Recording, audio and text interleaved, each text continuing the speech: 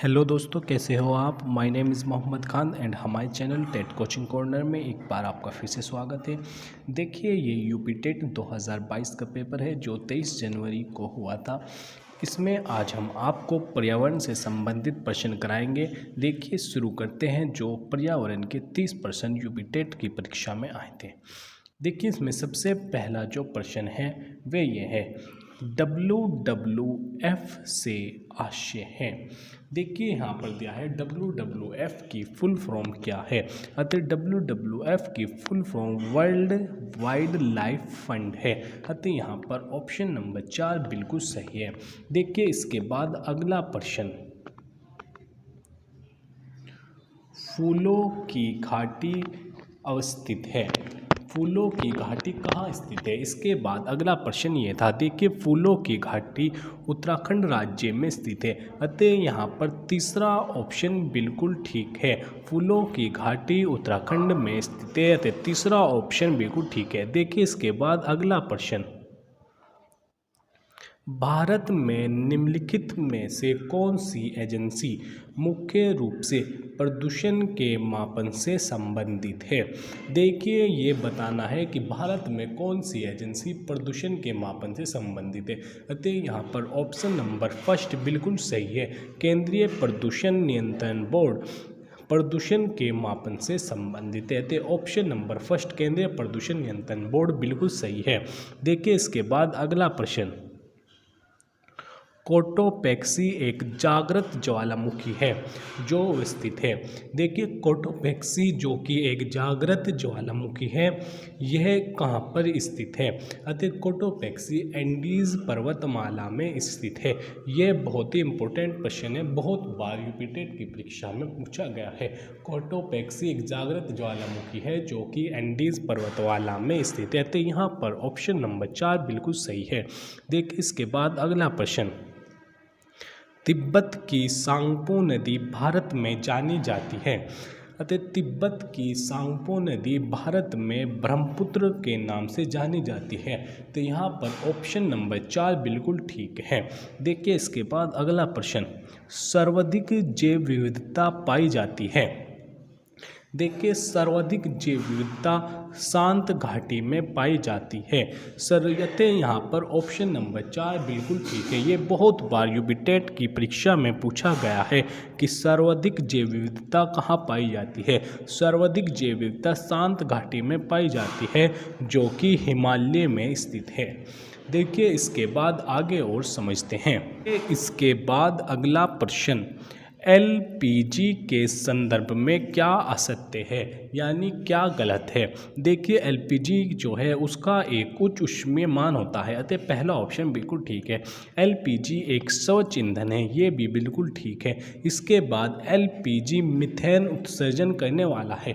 देखिए, LPG methane gas का उत्सर्जन नहीं करता। अतः यहाँ पर ऑप्शन नंबर 3 गलत है।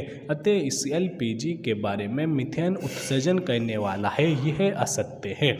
इसके बाद देखिए अगला प्रश्न, पारिस्थितिकी तंत्र के घटक है। देखिए, अगला प्रश्न आया था कि पारिस्थितिकी तंत्र के क्या घटक है। जैविक तथा अजैविक पदार्थ, पौधे तथा जंतु, उत्पादक उपभोक्ता व घटक या उत्पादक व उपभोक्ता। देखिए, पारिस्थितिकी तंत्र के जैविक तथा अजैविक ये 2 घटक होते हैं, क्योंकि कोई भी पारिस्थितिकी तंत्र हो वे जैविक व अजैविक पदार्थों से मिलकर बना होता है। अतः यहाँ पर ऑप्शन नंबर फर्स्ट बिल्कुल ठीक है। देखिए, इसके बाद अगला प्रश्न, मकर रेखा है। देखिए, मकर रेखा कहाँ पर स्थित है। मकर रेखा जैसे option number first 23.5 degree north, 23.5 degree, यहाँ पर कोई दिशा नहीं दी है, 23.5 डिग्री साउथ और 23.5 डिग्री साउथ। अतः यहाँ पर ऑप्शन नंबर 4 बिल्कुल ठीक है। मकर रेखा 23.5 डिग्री साउथ यानी दक्षिण में स्थित है। तो ऑप्शन नंबर 4 बिल्कुल सही होगा। मकर रेखा 23.5 डिग्री साउथ में स्थित है। देखिए, इसके बाद अगला प्रश्न, इकोसिस्टम शब्द का प्रयोग सर्वप्रथम किसने किया। देखिए, इकोसिस्टम जो कि पर्यावरण से संबंधित है, इस शब्द का सर्वप्रथम प्रयोग A.G. टांसले नामक मनोवैज्ञानिक ने किया। अतः यहाँ यहाँ पर ऑप्शन नंबर फर्स्ट बिल्कुल ठीक है। इकोसिस्टम शब्द का सर्वप्रथम प्रयोग डॉक्टर एजी टांसले ने किया। ये बहुत इंपॉर्टेंट क्वेश्चन है, बहुत बार यूपीटेट की परीक्षा में पूछा गया है। देखिए इसके बाद अगला प्रश्न, ध्रुव तारा कहा जाता है। देखिए उत्तरी तारे को ध्रुव तारा कहा जाता है, अतः यहाँ पर ऑप्शन नंबर 2 बिल्कुल ठीक है। वह तारा जो हमें उत्तर की ओर दिखाई देता है उस तारे को ध्रुव तारा कहा जाता है, क्योंकि यह हमेशा उत्तर दिशा में रहता है और हमें उत्तर दिशा का ज्ञान भी कराता है, अतः ध्रुव तारे को उत्तरी तारा भी कहा जाता है।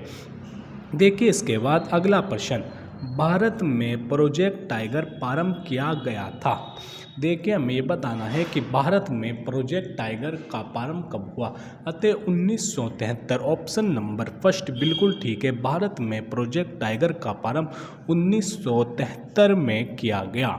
देखिए इसके बाद अगला प्रश्न, कान्हा राष्ट्रीय उद्यान भारत के किस राज्य में स्थित है। देखिए कान्हा राष्ट्रीय उद्यान, देखिए राष्ट्रीय उद्यान से संबंधित प्रश्न हर बार यूपीटेट की परीक्षा में आते हैं। यहाँ पर कान्हा राष्ट्रीय उद्यान से संबंधित प्रश्न आया है, अतः कान्हा राष्ट्रीय उद्यान भारत के मध्य प्रदेश राज्य में स्थित है, तो यहाँ पर ऑप्शन नंबर फर्स्ट बिल्कुल ठीक है। देखिए इसके बाद आगे और प्रश्न देखते हैं। इसके बाद अगला प्रश्न, लखनऊ समझौता 1916 किन दो के मध्य हुआ। देखिए लखनऊ समझौता जो कि 1916 में हुआ था, ये किन दो गुटों के मध्य हुआ था, तो ये नरम दल व गर्म दल के मध्य हुआ था। लखनऊ समझौता 1916 में हुआ और ये नरम दल व गर्म दल के मध्य हुआ, अतः यहाँ पर ऑप्शन नंबर 3 बिल्कुल सही है। देखिए इसके बाद अगला प्रश्न हम देखते हैं, जंगली गधों का अभयारण्य कहाँ है। देखिए हमें ये बताना है जंगली गधों का अभयारण्य कहाँ है, अतः यहाँ पर ऑप्शन नंबर फर्स्ट बिल्कुल सही है। जंगली गधों का अभयारण्य गुजरात में है, अतः बहुत बार अभयारण्य और राष्ट्रीय उद्यान से संबंधित प्रश्न हर बार यूपीटेट की परीक्षाओं में पूछे जाते हैं। देखिए इसके बाद अगला प्रश्न, घास भूमि क्षेत्र के परितंत्र की खास श्रृंखला में सबसे उच्च स्तर का उपभोक्ता होता है। देखिए हमें ये बताना है कि सबसे उच्च स्तर का उपभोक्ता कौन सा होता है, अतः सबसे उच्च स्तर का उपभोक्ता मांसाहारी होता है। घास भूमि क्षेत्र के परितंत्र में सबसे उच्च स्तर का उपभोक्ता मांसाहारी होता है। देखिए इसके बाद अगला प्रश्न हम देखते हैं, वायुमंडल का प्रमुख स्तर जो पृथ्वी के सबसे पास है वे कौन सा है।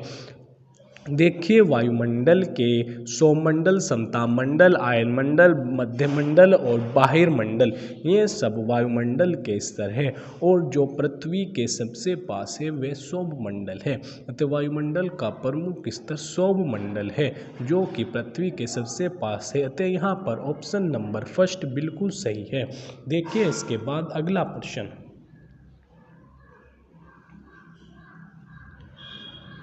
भारतीय संसद द्वारा जैव विविधता अधिनियम पारित किया गया था। देखिए हमें ये बताना है भारतीय संसद द्वारा कब जैव विविधता अधिनियम पारित किया गया, अतः यहाँ पर ऑप्शन नंबर 3 11 दिसंबर 2002 बिल्कुल सही है। 11 दिसंबर 2002 को भारतीय संसद द्वारा जैव विविधता अधिनियम पारित किया गया। ठीक है, इसके बाद देखिए अगला प्रश्न देखते हैं,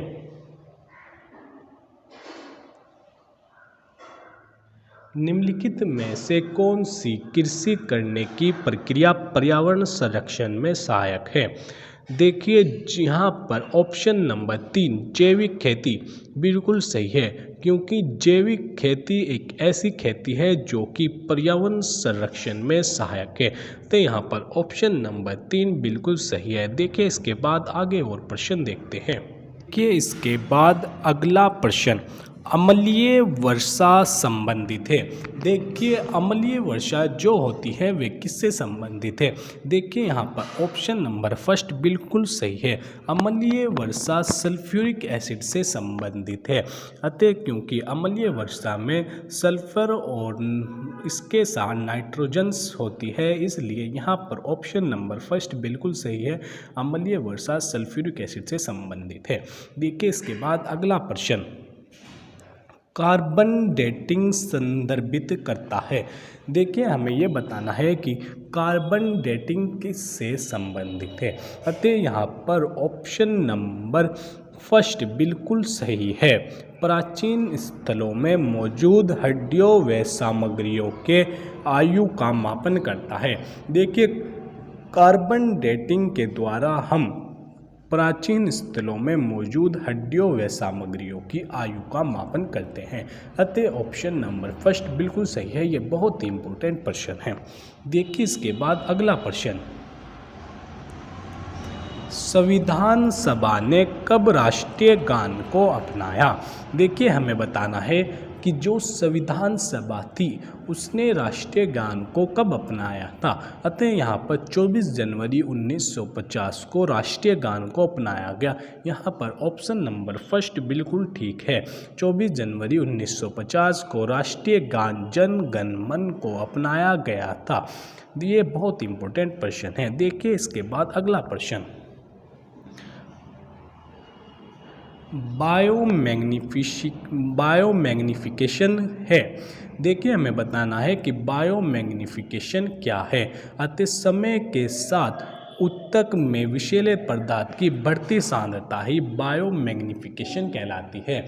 यानी जो ऊतक में विषैले पदार्थों की सांद्रता होती है उसके बढ़ने को ही बायोमैग्निफिकेशन कहते हैं। बायोमैग्निफिकेशन द्वारा विषैले पदार्थ की सांद्रता का मापन किया जाता है। देखिए इसके बाद अगला प्रश्न निम्नलिखित में से कौन जैवमंडल का अजैविक घटक नहीं है। देखिए हमें ये बताना है जैवमंडल का अजैविक घटक नहीं है। देखिए अजैविक घटक में होते हैं जिनके अंदर जीवन नहीं होता, यानी जो सांस नहीं लेते। अतः कवक जैवमंडल के अजैविक घटक नहीं है, क्योंकि कवकों के अंदर प्रजनन उत्सर्जन और सांस वाली प्रक्रियाएं होती है। अतः कवक अजैविक घटक नहीं है, जबकि मृदा प्रोटीन और फास्फोरस अजैविक घटक है। देखिए इसके बाद अगला प्रश्न ग्रीन पीस इंटरनेशनल का मुख्यालय स्थित है। हमें ये बताना है कि जो ग्रीन पीस इंटरनेशनल का मुख्यालय कहाँ पर स्थित है। देखिए मुख्यालयों से संबंधित प्रश्न हर बार यूपीटेट की परीक्षा में पूछे जाते हैं।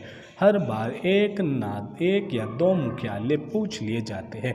अतः ग्रीन पीस इंटरनेशनल का मुख्यालय एम्स्टर्डम में स्थित है। तो यहाँ पर ऑप्शन नंबर 4 बिल्कुल सही है। देखिए इसके बाद आगे और समझते हैं। इसके बाद अगला प्रश्न निम्नलिखित में से कहाँ आर्सेनिक द्वारा जल प्रदूषण सर्वाधिक है। देखिए हमें ये बताना है कि आर्सेनिक द्वारा जल प्रदूषण सर्वाधिक कहाँ पर हुआ है। अतः यहाँ पर ऑप्शन नंबर 3 पश्चिम बंगाल राज्य में आर्सेनिक द्वारा जल प्रदूषण सर्वाधिक हुआ है। देखिए इसके बाद अगला प्रश्न भारत निम्नलिखित में से पश्चिम घाट के दक्कन शुष्क है, बताइए क्यों। देखिए भारत के पश्चिमी घाट के दक्कन शुष्क रेन शेडो प्रभाव है। अतः यहाँ पर ऑप्शन नंबर 4 बिल्कुल सही है। देखिए इसके बाद अगला प्रश्न वन्य जीव सुरक्षा अधिनियम पारित किया गया था।